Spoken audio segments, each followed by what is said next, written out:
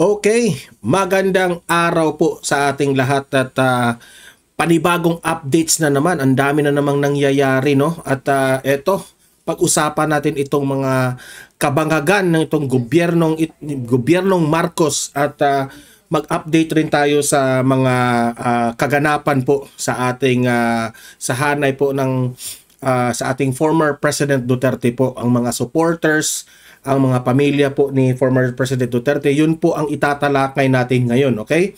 Ito yung una nating pag-uusapan, itong patungkol po sa sinabi ni Bongbong Marcos na patungkol po dito sa mga Duterte at sa ginawa po ni former President Duterte at sa mga Pilipino, okay? Kasi meron siyang mensahe doon nung nandun siya sa Tacloban, Leyte. Okay? So, yan. Alamin natin kung ano ang kanyang sinabi. Kasi po, sobrang sablay na naman itong kanyang sinasabi. Pinaninindigan niya talaga ang kanyang kabangagan. Okay? Ito.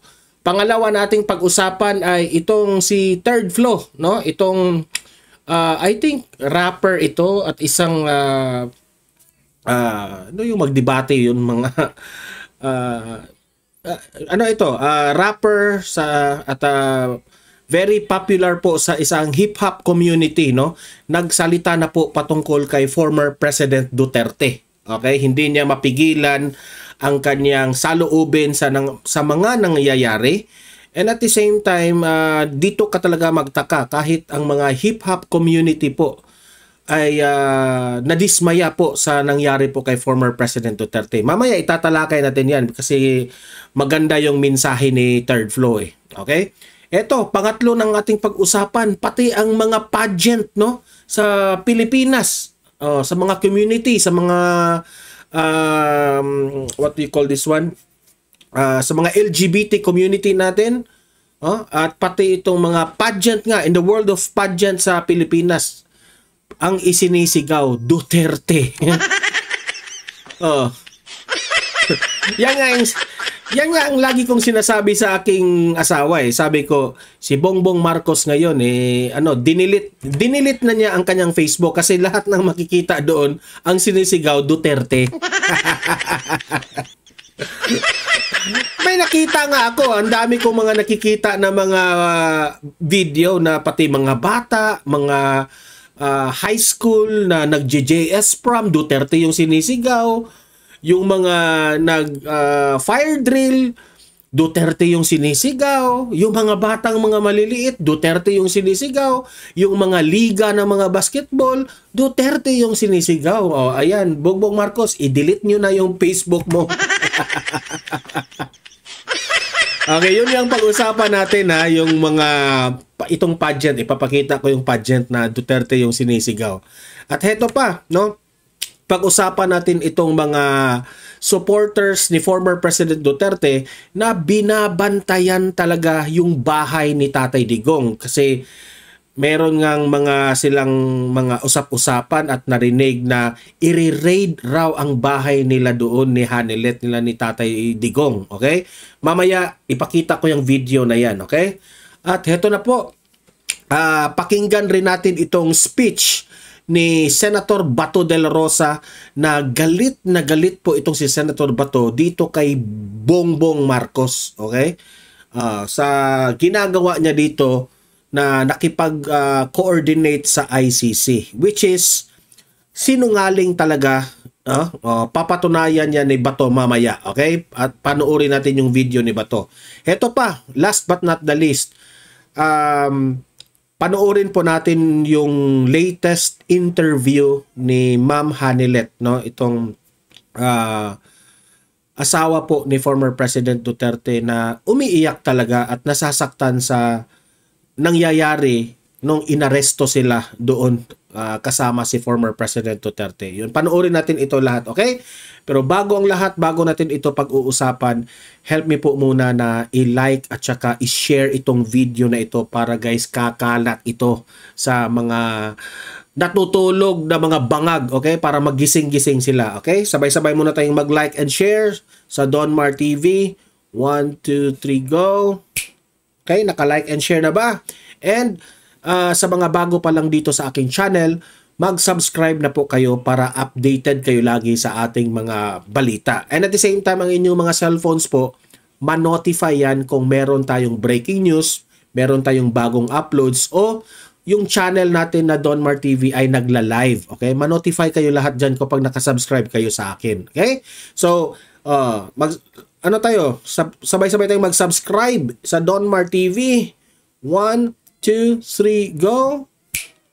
Okay, nakasubscribe na ba lahat? Okay, unahin muna natin itong sinabi ni Bangag, si Presidente yung Bongbong Marcos. O, ito, pinalita ito ng The Manila Times 1 hour ago. Nangyari po ito sa Tacloban, Leyte. Doon sila, naman sila, di ba? Nagrarally sila doon sa Tacloban, Leyte. Balita ko nga, nilangaw sila doon eh. Ano bang sinabi niya doon? Itong sinabi ni Bongbong Marcos, it was not right to kill. O, may pangingiwi pa yung, may lamok, guys. Itong lamok na to. Bangag ka rin, lamok ka.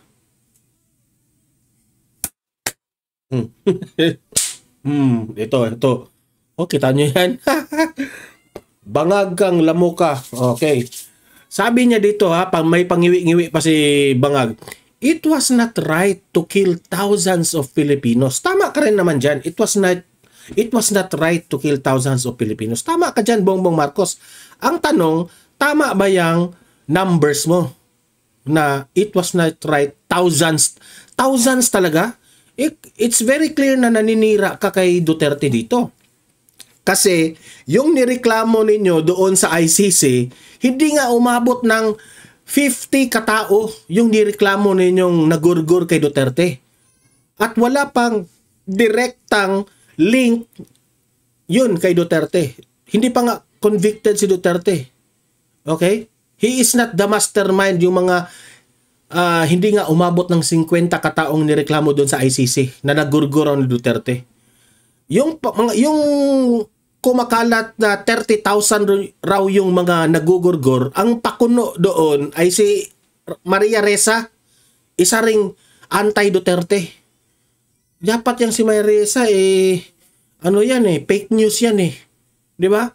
So it was not right to kill thousands of Filipinos. Tama ka, pero guni-guni mo lang yang Bongbong Marcos. Katang isip na naman. Sabi niya dito, it was not to kill thousands of Filipinos. To eradicate illegal drugs. Ito. Anong gusto mo, Bongbong Marcos? Maraming nagsasabi, justice sa mga biktima ng EJK. Pero walang nagsasabi na justice sa mga inabuso ng mga jadik na ito. Yan ang mali ninyo eh. Isa pa itong human rights. Kapag merong mga jadik na nagugurgur, lumalabas talaga sila, nagrereklamo. Pero yung mga bata na ginurgor, na inabuso, tinapon sa ilog, wala kayo. Nasaan kayo? Kaya galit ang tao sa inyo. Yan ang hirap sa inyo. Kaya mahal na mahal ng taong bayan si Pangulong Duterte kasi po, siya po yung marunong mag-isip. Hindi kagaya ninyo, pinupolitika ninyo.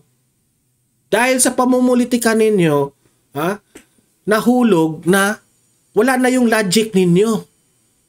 Bobo. To eradicate illegal drugs in the country. Yan ang sabi ng bangag niyong presidente. President Ferdinand Marcos Jr. said Tuesday, the same day former President Rodrigo Duterte faces crimes against humanity charged before the International Criminal Court. Di siyempre, sino ang pinariringgan niya? Si Duterte ang pinariringgan niya. So, sablay. Itong sinabi niya, sablay. Walang thousands. Katang isip mo lang yan, Bongbong Marcos, at wala kayong ebidensya. Dahil ICC na po ang nagsabi na ang reklamo doon sa ICC, hindi nga umabot na 50 katao ang nagurgur na binibintang nyo kay Duterte. At wala pa yung direkta na nagliling kay Duterte na siya yung nagurgur doon. So, malabo na makulong si Duterte. Mananalo yun at mananalo. Kasi malalaman niya ng ICC na pinupolitika lang talaga si Duterte. Eto pa. no? Ito, dito ko na realize, no, isang hip hop community na artist natin nakisali na rin sa mga argumento po na kaya pala ang bansang Pilipinas ay hindi tayo umasenso. Umasenso na sana tayo, papunta na sana tayo doon sa pag-aasenso natin, sinayang ng bangag administration. Sinayang Marami tayong mga leaders na sinayang natin. Yun ang point dito kay Third Flow, ha. Isang rapper, very popular sa hip-hop community. Ito yung sinabi niya. Dito talaga sa atin, interpret ko na lang in my own understanding. Dito talaga sa atin, kung sino may malasakit sa bayan, sila yung nagigipit. Walang ibig sabihin niya dito si former President Duterte, di ba? Sinong ginigipit ngayon? Si Duterte naman, di ba? Yun pa yung seryoso na nagtatrabaho, nagsiservisyo sa bansa natin, yun pa yung nagigipit, di ba? Nasayang na natin dati ang isang Miriam Defensor. Correct. Wag din sana ang mamang ito. Kasi nung panahon po ni President, almost President Miriam Defensor, kasi natalo siya ni Ramos sinayang natin yun. Ang pinapanalo ng taong bayan si Ramos, di ba? Nasasayangan po yung mga ilan nating mga Pilipino dahil po sa maprinsipyo na leader na kagaya ni Miriam Defensor. So totoo lang. Kasi po si Miriam Defensor dati, ito yung babaeng version ni Tatay Digong. Yun po. Wag din sana ang mamang ito, which is si Duterte. Wag natin sayangin si Duterte. Sinayang na naman ng Pilipino Sinayang na naman ng bangag na administrasyon Yung mga supporters ni Bongbong Marcos at yung mga dilawan, sila yung nag-criticize dito. Kaya divided tayo ngayon as a Pilipino, yung bayan natin divided dahil sa kanila. Gulo nga sobrang gulo nga ang politika dito sa Pilipinas kasi ang dami pa rin mga BO talaga. Sabi pa dito, wag kayo magalit mga FB friends. Di tayo magkalaban dito. Di din ako panatiko ng politiko. Mapa BBM o Duterte pa yan, doon lang ako sa nakaramdam ng may pangil dahil ayun ang kailangan ng bansang ito. Di ba? So, alam naman natin, hip-hop community, focus yan sila sa kanilang art. But, alam ko na itong si Third Flow Vinaviaje, forgive me or did I pronounce it well? Buenviaje. Yan, Third Flow Buenviaje. Pati sila, ramdam nila nung panahon ni former President Duterte. Lahat ng mga Pilipino nararamdaman ang pagmamahal, serbisyo ng panahon po ng Duterte administration. Siyempre, hindi nila maiwasan na makakompare sila ngayon sa bangag administration. Tapos, eto pa yung ginagawa nila kay Tatay Digong, siyempre, nagsasalita na rin. Kahit saang sulok ng Facebook, lahat Duterte yung sinisigaw. Pati itong mga senatorial slate ni Bongbong Marcos nagsalita na rin na apektado sila. Talo na kayo. Talo na kayo, sa totoo lang. Grabe talaga. Kaya nga, I hope Bongbong Marcos, lahat ng nakikita mo sa Facebook na nagsisigaw ng Duterte, baka magti-trigger kang mag-declare na naman na kagaya ng tatay mo. Wag sana po punta lang tayo sa tama, okay? Heto, panoorin natin itong sinabi ko sa inyo kanina na merong isang pageant sa Pilipinas na question and answer na yung isa sa mga candidates may tanong at ang ini-example niya ay si Vice President Inday Sara Duterte kung sino ang gusto niyang makasama. Tapos sumisigaw yung tao Duterte. Ay nako. Sumisigaw talaga yung tao na Duterte, Duterte. Wala na kayong magagawa dyan, Bongbong Marcos. Ito, papanoorin natin to. Okay, play. Wait muna. Ano ko na ito? Ayan. Play tayo, play. Is, if you could have dinner with any woman past or present, who would it be and what would you ask her? If you could have dinner with any woman past or present, who would it be and what would you ask her? It would be our Vice President Sara Duterte. Ayan, palakpakan. Dito, tinanong siya na kung if given a chance na may gusto kang makasama, may it be past or ngayong present, sino ang gusto mo makasama? Sabi niya, Vice President Sara Duterte. Alamin natin bakit si VP Sara ang kanyang gustong makausap at masama. Go. She is a woman of icon, and I want to ask her if how she was able to do it. She's a mother, not just only into her homes, but also here in the Philippines. Kasi ano po pansin po lahat ng mga Pilipino na itong si Vice President Inday Sara Duterte talagang role model sa lahat ng mga kababaihan. Very strong woman.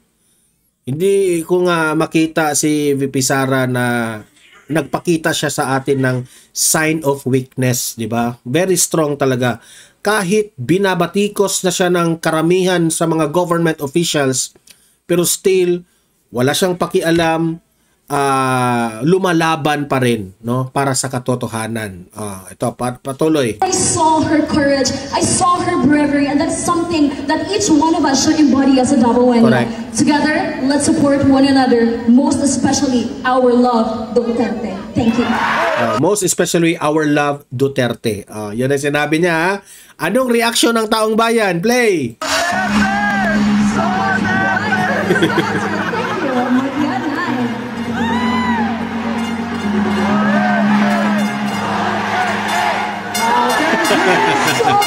Ano yung sinisigaw ng mga tao dyan? Duterte. Pageant yan naging rally. Diyan mo talaga makikita na halos lahat ng tao na yun talaga, no? Yung mga kakamping dyan, sabi pa nga ng mga Duterte supporters, no? Hoy, mga kakamping, mga dilawan, labanan ito sa mga nananalo. Championship ito. Huwag kayong makialam. Play.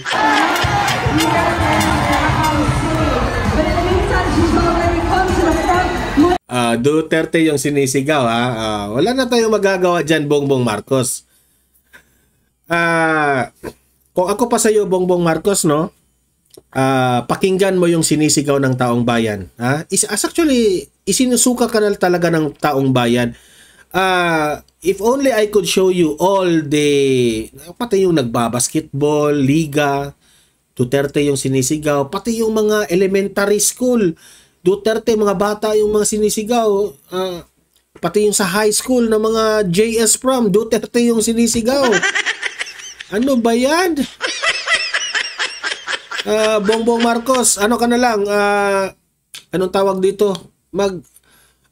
I-delete mo na yung account mo sa Facebook, yung Facebook page mo. I-delete mo na lang yun kasi puro haha at angry reactions.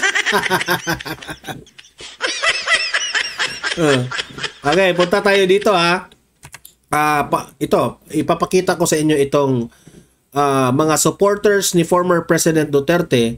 Binabantayan nila itong bahay ni Tatay Digong. Ito, play. Respect nila. Dapat i-check mo gina sa kada abot. Malo sa panahon.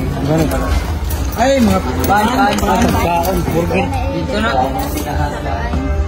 Yan, meron tayong mga pumupunta dyan at salamat sa mga yung mga mga generous nating mga kababayan, ng mga nagbabantay dyan sa bahay ni Tatay Digong, binibigyan nila ng mga tinapay, snacks, at yung mga pagkain na rin, okay? Kap, wala may pulis din nakita na to? Kapitan yan ng Davao, yung isa sa siguro sa mga purok dyan. Yeah, morning, we submitted to an self-initiative move na isip cake na mo walang nag-utos dyan sa mga Duterte, ha. Remember, hindi sila inuutusan. Pero initiative na lang yan na, okay, bantayan natin ito. Kasi alam naman nila kung ano yung nangyari kay Teves, di ba? Pinasok yung bahay ni Teves, nakita doon sa mga CCTV na merong mga anomalous na mga planted na mga ebidensya, di ba? Ayaw nila yan mangyari din dyan sa bahay ni Tatay Digong. Lugar nga ginapuy-an ni former President Rodrigo Duterte, no? So human power yun din, no? From the grassroots leaders na dili ni gusto nga masudlan og mga laing di ba? Ayaw niyang mapasok ng kung sino mang papasok diyan, no? Galing from the government, binabantayan nila para yan na naman ang ikakaso nila kay Tatay Digong, di ba? Laing mga moves kini na ay mga posibleng mapilitit o dili maayong mga sabi niya na iniiwasan nila na baka merong makapag-penetrate doon sa loob, so talagang binabantayan nila. No? Ania ako mga kaubang mga barangay official din Nandyan rin ang mga barangay officials, ha? Kusang loob yung pumupunta dyan. Syempre, sa pagmamahal po ni Tatay Digong na ayaw nilang mapahamak na naman, di ba? Mga barangay captain, mga kagawad. Barangay captain, mga barangay kagawad, pumupunta dyan, binabantayan. Tama yan, huwag kayong aalis dyan. Bantayan nyo talaga yung bahay ni Tatay Digong. O ang mga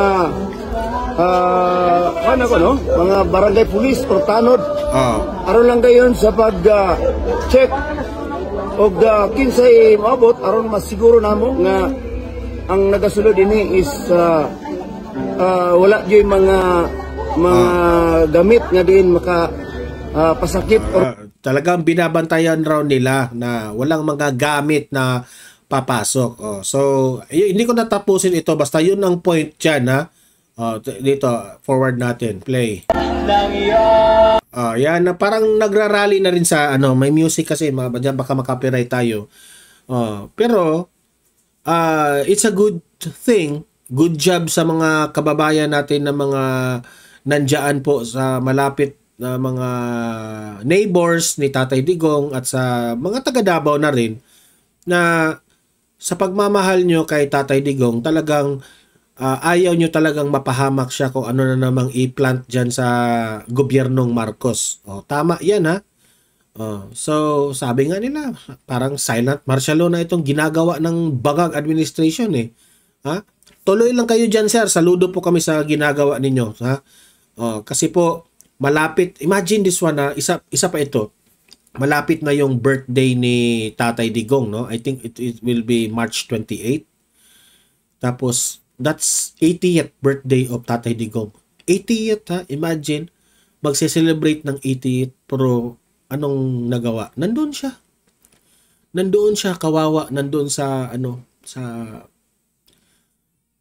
facility ng ICC. Kawawa nga Grabe. Bongbong Marcos, pagbabayaran mo itong ginagawa mo talaga. Sa totoo lang, makakarma ka talaga. Okay, heto pa. Pakinggan natin itong speech ni Senator Bato de la Rosa. Nagalit na galit itong si Senator Bato de la Rosa kasi po sinungaling at walang prinsipyo itong si Bongbong Marcos. Ito, pakinggan nyo bakit walang prinsipyo itong bangag na ito. Play. Pulis, sarili nating pulis ang magdadala ng ating dating presidente, piliting isakay sa aeroplano para ibiyahe doon sa The Hague, Netherlands.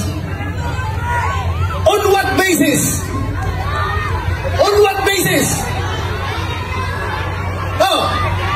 Palaging sinasabi ni President Marcos, hindi namin ni-recognize ang ICC. Di ba? Natatandaan natin yan. Ilang beses sinabi ni Bangag yan na we don't recognize ICC. Di ba? In front of the media, sinasabi yan ni BBM. Sinasabi niya yan. Pero look at now. Wake up, Filipino people. Wake up. Yung mga supporters ni Bongbong Marcos, wake up. Hindi na ba kayo nakapaghalata na sinungaling yung presidenteng yan? Sinungaling talaga. Ilang beses niya sinabi yan na walang jurisdiction yung ICC na yan. Sabi rin ni Remulla, itong si Boying, na siya pa raw yung kakaladkad ng ICC kapag makapasok nito. Pero lahat ng mga sinasabi nila, ni isa, hindi naging totoo. Ha? Tinulungan pa nila, imagine that one ha, tinulungan pa nila, hinayaan nila na may isang Pilipino, hinatid nila doon sa ICC. And that is unconstitutional. Bawal yan. Kasi walang jurisdiction yung mga putang ina nyo. Ina nyo, Bongbong Marcos. Ina nyo talaga. Grabe. Wala akong wala akong nakita talagang tama sa sinabi nitong bangag na ito. Kasi hindi natin membro. Hindi kami nagko-cooperate sa ICC. Yan ang sabi ni Bongbong Marcos, di ba? Hindi kami nagko-cooperate sa ICC. Yun pala, natuklasan ni Sas Rugando na nakipag-communicate sa ICC. Ina mo, Bongbong Marcos. Ina mo. Ay, nako, sinungaling. Sobrang sinungaling mo talaga. Anong ginawang rason ni Pangulong Bongbong Marcos?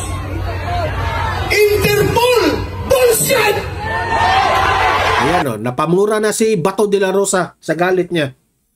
Interpol! Naging chief PNP ako! Alam ko ano ang papel ng Interpol sa mundo! Huwag niyo akong lukuhin! Commitment sa Interpol! Bullshit! Napamura na si Bato de la Rosa. Interpol! Presidente ka! Presidente ka ng Pilipinas!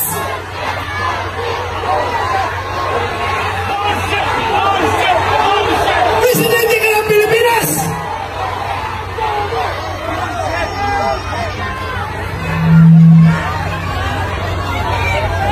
Presidente ka ng Pilipinas! Papaprison ka sa Interpol? No. Kasi itong si Senator Bato de la Rosa, hindi mo pwedeng lokohin itong mamang ito eh. Naging chief PNP siya. At alam niya kung ano lang ang limitasyon ng bilang itong Interpol na ito. Alam niya. Kaya sabi nga niya na huwag niyo akong lulukohin.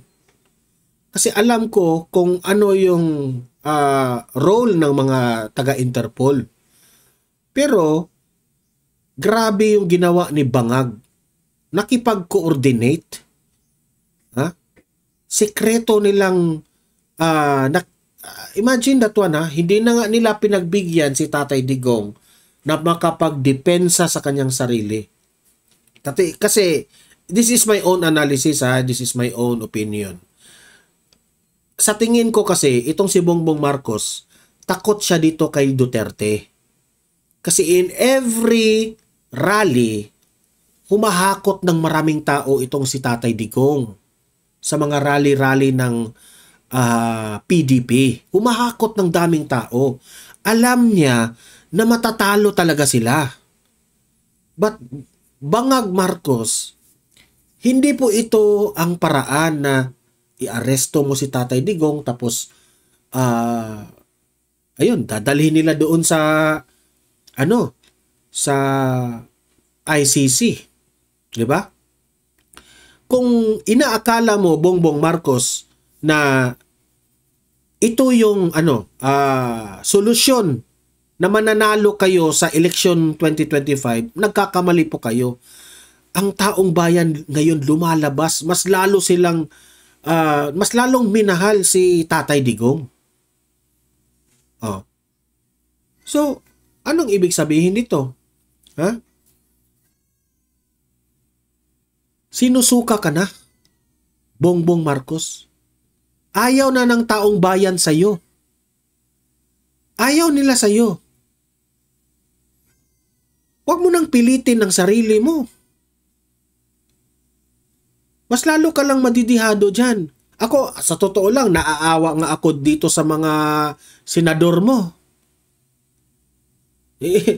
Every time na i-interviewin sila, nahihirapan talaga silang ipagtanggol ka. Di ko nga alam kung paano kanila ipagtanggol. Sa totoo lang, talagang duda nga ako dyan, nagsisisi na yung ibang mga senador mo eh. Grabe. Kaya, ito lang yung masasabi ko sa iyo, Bongbong Marcos. Ha? Kung ano yung ugali ng tatay mo dati, yun ka rin. Walang pinagkaiba. Walang pinagkaiba. Sa totoo pa nga, mas malala ka pa nga sa tatay mo eh. Sobra ka pa sa tatay mo. History repeats itself talaga. Alam mo, si Senator Aimee, may isang video si Aimee Marcos may nagpa-picture sa kanya. May gustong humawak sa kanyang kamay. Gumanon yung, nandyan yan sa Facebook, kumakalat. May papakita ko yan sa sunod kong vlog. Because, yan naman talaga ang tunay niyong ugali. Plastic kasi kayo eh. Diba, nung panahon ng kampanya sa 2022, yung kabutihan nyo na mabait kayo, ganon, inaapi kayo, pero tahimik lang kayo, kaplastikan yung lahat eh. Tingnan nyo si Senator Aimee Marcos, nakita talaga ang kanyang kaartihan. Kasi, mga laking mayaman ito eh. Lumalaki sila na mayaman eh. So, may gustong humawak sa kanya, parang nandidiri siya. Tapos, na-realize siguro niya na may naka-video sa kanya, binalik niya ang kanyang kamay. Wala na, it's too late. That is her initial reaction na parang nandidiri siya sa may gustong lumapit sa kanya. Pero si VP Sara, hindi mo makitang ganyan. Pag yumayakap yung mga matatanda, mga bata, kahit sino, talagang niyayakap yan ni VP Sara. Kaya nga, itong si Senator Aimee Marcos, stress ka na, girl. Kasi yung rating mo, so, hindi ka nga nakapasok ng 12, di ba? Hindi. Kaya, naiintindihan kita, Aimee Marcos, stress ka na. Dahil sa bangag mong kapatid. Na-stress rin siya sa kanyang, sa sarili niyang kapatid. Alam mo, sa totoo lang, kayong ikaw, Bongbong Marcos, Aimee Marcos, sasabihin ko ito sa inyo alam nyo ba, na ito na sana yung pagkakataon na i-prove ninyo sa Filipino people na mali sana yung mga dilawan. Di ba? Ilang dekada kayo sinisiraan ng mga dilaw. Nila Cory Aquino, Pinoy administration. Sirang-sira po ang inyong mga pangalan.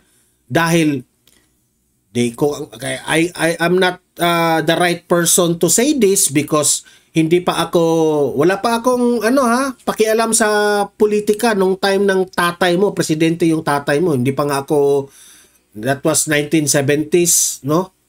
Ako, 1982 man ako, yung nagising na ako sa mundong ito.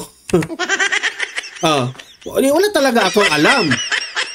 Pero ang mga na naririnig ko, masama yan, mga Marcos, masama. Nung time nakabalik na kayo sa 2022, mga ilang dekada rin kayong nakabalik, no? Mga almost 30 to 40 decades bago nakabalik kayo sa politika. Yun na sana ang pagkakataon na i-prove ninyo sa mga Pilipino na mali yun. Mali yung mga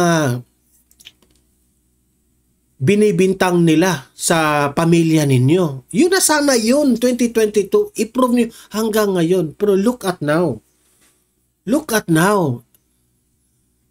Dahil sa anak niyang si Bongbong Marcos Jr., mas lalong nag-worst ang pangalan ng Marcos. Worst ever. Sa totoo lang. Kaya nga sabi nila, nabudol sila. Okay? Alam niyo sa totoo lang, Bongbong Marcos, no? Yung mga pelikula, itong si Daryl Yap. Let's talk about Daryl Yap. Tinutulungan na nga kayo ni Daryl Yap, 'di ba? Na marinig ang inyong side of the story. Siyempre, yung pelikulang dinirect ni Daryl Yap sa inyo. Grabe. Grabe yung promotion sa pangalan ninyo doon. 'Di ba? Parang na-twist talaga niyo yung story na kayo talaga ang tama, hindi yung mga dilawan, 'di ba? Pero Bongbong Marcos, binigyan ka na ng chance na baguhin nyo. Pero sinira mo talaga. Sa totoo lang. Ang pagkakataon, ang chance nandun na pero sinira mo pa rin. Pati nga ako napahanga mo ako Grabe itong mga Marcos pala. Kasi ang mga dilawan naman talaga, wala talaga. Isa rin ang mga dilawan, yung time ni Cory at ni Pinoy, wala talaga. Palpak rin talaga. Diba? So yun na sana ang pagkakataon na iangat ang pangalan na ang mga dilaw mali at kayo yung tama. Pero ngayong magti 3 years ka na maging pangulo. Pinatunayan mo talaga na ang inyong pamilya kung ano kayo talaga, yun kayo. Hindi na kayo magbabago. Ang Marcos talaga. Kaya nga ang sabi nila, ano yung sabi nila? Never again. Never again. Never again to Marcos. Kaya ikaw, Amy Marcos, wag mo nang ipilit ang sarili mo na makidikit sa mga Duterte kasi plastic ka at manggagamit ka. Totoo yan. Yung mga bangag supporters dyan, magalit na kayo sa akin. Iyak na lang kayo. Okay, ito. Panoorin rin natin itong video ni asawa po ni Tatay Digong na si Ma'am Hanilet po. Ito po, kawawa po yung nagsalita po siya patungkol sa nangyari sa kanila nung inaresto si Tatay Digong. Ito po, i-play natin. Simple lang kayang gustuhan na. Hindi private kami, miskin gipatay na unta ni mo siya dito.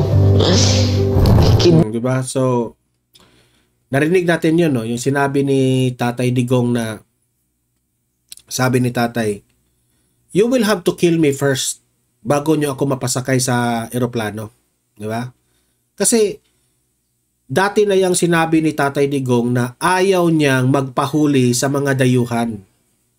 Kung meron manghuli sa kanya, gusto niya mga Pilipino.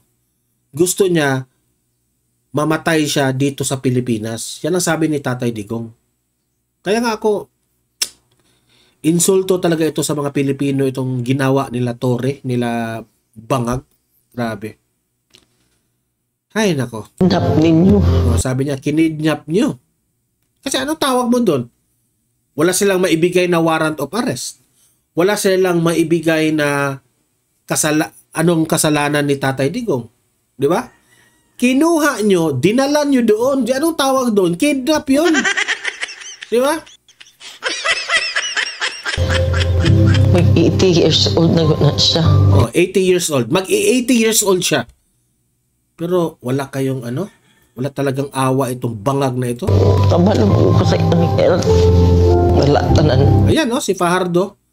Pero believe ako itong bodyguard ni Tatay Digong, oh, nandyan talaga sa tabi, oh. Wala gani medisina. Kagikan mi sa Hong Kong. Good for 3 days lang iyang dala. Oh, imagine that one. Wala nga raw silang dalang medisina. Yung maintenance, kasi nagme-maintenance itong si Tatay Digong eh. Ang dinala niya, good for 3 days lang ang medicine na mga maintenance niya. Kawawa nga eh. Kasi pumupunta sila sa Hong Kong tapos babalik sila. Now ngayon, nag-aalala itong mga doktor ni Tatay Digong. Kasi dadalhin nyo doon sa ICC yung mga maintenance niya, mga gamot. Di ba? Nakakatakot nga eh. No wonder, nung nagsalita po si Tatay Digong doon sa ICC, parang galing na stroke. Di ba? Parang galing na stroke. Duda ko nga eh, hindi ito pinainom ng kanyang mga maintenance eh. Ay, naku, nakakagalit talaga. Pati sa nina. Pati mga damit. Kaya nga sabi ni Tatay Digong na, just give me 24 hours. Di ba? Makapaghanda naman sa kanyang mga damit. Bongbong Marcos, ikaw talagang dahilan na itong puta ka. Kapi, buso.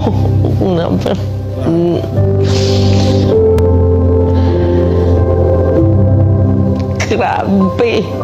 Wala man na siya ni trigger o pusil, maski isa.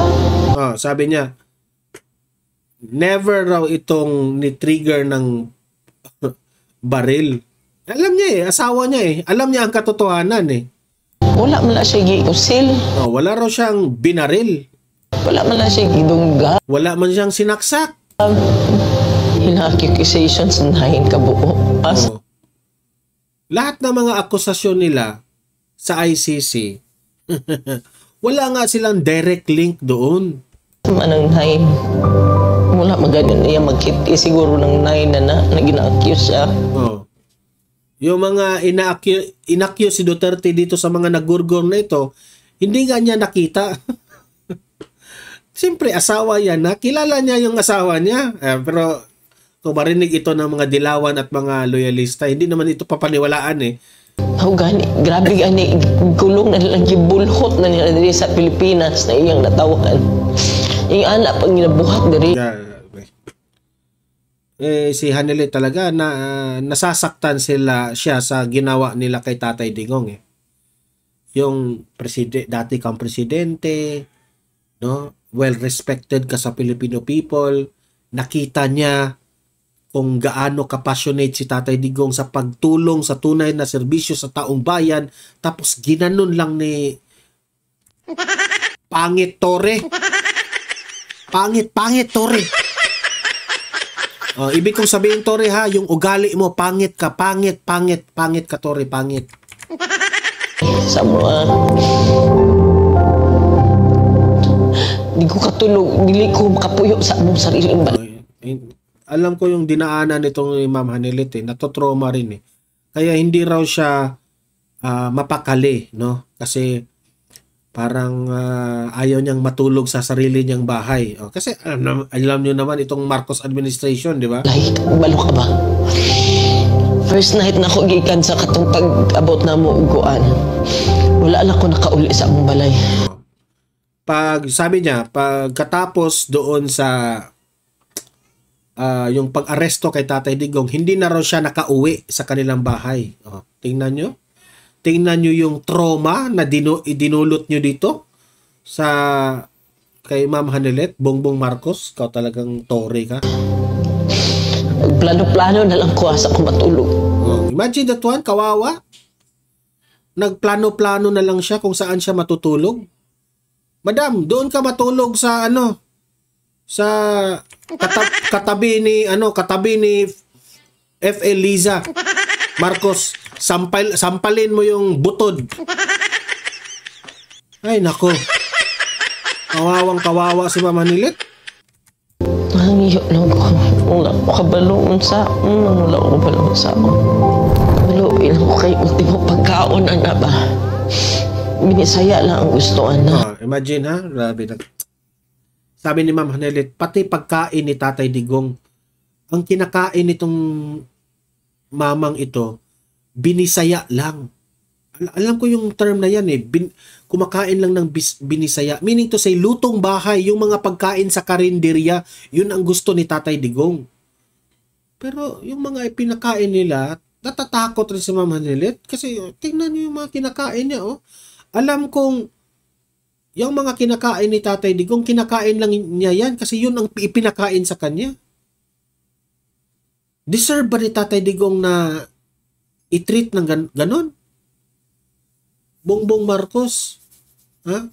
Sa totoo lang, nung siya ay nandun sa Malacanang, nag-iingat nga siya sa mga pagkain niya doon na ayaw niyang as much as possible igasta ang pera ng taong bayan. Pero ikaw dyan, magpa-concert ka, kung ano-anong mga passion show ninyo, grabe. You wasted the money of the Filipino people kaya hindi umaasenso yung administrasyon mo.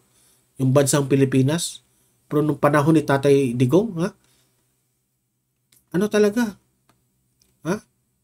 Talagang hindi niya kaya na magwawaldas ng pera dahil gagamitin niya itong pera na ito para sa mga nagkakasakit. Ha? Kayo dyan, sus. Kung uban naghandong mansyon ka na sa dili. God. Ano lang. Kawawa nga. Maghangyo ko sa inyo. Di tabundang ato di siya bubalik. Ayaw yun mag-undang. Yan ang panawagan ni Ma'am Hanilet ha, na hindi tayo hihinto kung hindi maibalik si Tatay Digong sa Pilipinas.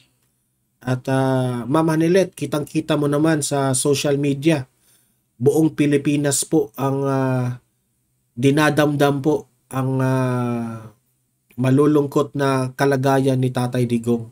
Okay? So, sa mga audience ko dito sa Donmar TV, hindi tayo hihinto ha. Yan lang ang request ng ating First Lady Hanilet. Mas tatawagin ko pa itong First Lady compare ni Butod. Totoo lang. Okay, so kayong mga audience ko dito sa Donmar TV, libre po kayong mag-comment, mag-react sa mga pinag-usapan natin. Okay? Mag-comment, patuloy yung argumento natin doon. Okay? Guys, mag-like and share para magising po ang mga bangag. And at the same time, subscribe dito sa Donmar TV para updated kayo lagi. Okay? Meron tayong pangalawang channel, Donmar TV Balitang Totoo. May mga ina-upload tayo doon na mga videos na hindi po natin ina-upload dito sa main YouTube channel natin ha. Donmar TV Balitang Totoo. Dagdagan nyo lang ng Balitang Totoo. At maraming salamat sa mga audience ko dito at sa mga moderators sa Donmar TV. Thank you, thank you. See you in my next video. See you in my next live. Have a great day, have a great night. God bless po sa ating lahat. Mabuhay ang Pilipinas. God save the Philippines.